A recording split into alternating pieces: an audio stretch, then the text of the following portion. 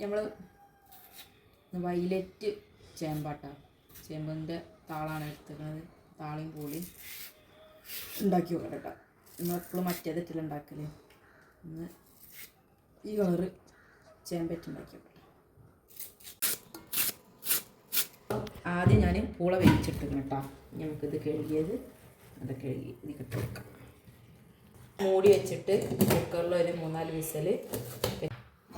കുറച്ച് തേങ്ങ എടുത്ത് മഞ്ഞൾപ്പൊടിയും ആഡ് ചെയ്തു. 2 പച്ചമുളക് ഇട്ടിട്ട് നല്ല പേസ്റ്റാക്കിയിട്ട് അരച്ചെടുക്കാം കേട്ടോ. വളം പൂളിയൊക്കെ നല്ല വെന്ത് തുടങ്ങിയിട്ടാ.